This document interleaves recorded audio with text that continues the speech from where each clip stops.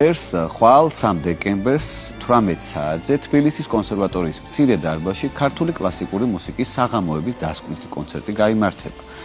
დასწრება თავისუფალი იქნება და მასში მონაწილეობას მიიღებენ პიანისტი და პროექტის სამხატვრო ხელმძღვანელი თამარ ლიჩელი, დავით ალადაშვილი, ვალერიან შიუკაშვილი, ჩელისტი ლიზი რამიშვილი. საღამოზე ქართველ კომპოზიტორთა ნაწარმოებები აჟღერდება. კონცერტი პროექტ ქართული კლასიკური მუსიკის საღამოების ფარგლებში გაიმართება, რომელიც მთელი საქართველოს მასშტაბით კულტურის სამინისტროსა და ქალაქ თბილისის მერიის მხარდაჭერით იმართება. ჩვენ მაისში დავიწყეთ უკვე წელს ეს პროექტი, არაერთი კონცერტი, არაერთი მასტერკლასი ჩავატარეთ თბილისსა თუ საქართველოს სხვა ქალაქსა და რეგიონში და ხვალ გახლავთ ერთგვარი შეჯამება იმისა, რაც გავაკეთეთ.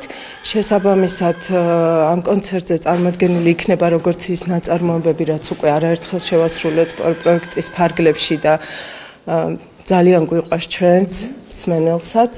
და გარდა ამისა არანაკლებ მნიშვნელოვანია ის, რომ შედგება პრემიერა მაკავერ სალაძის პიესისა, რომელიც სპეციალურად ამ კონცერტისთვის, ამ პროექტისთვის დაწერა. ჩემთვის გამოწვევა და ძალიან სასიხარულო იყო ამ პროექტში მონაწილეობა.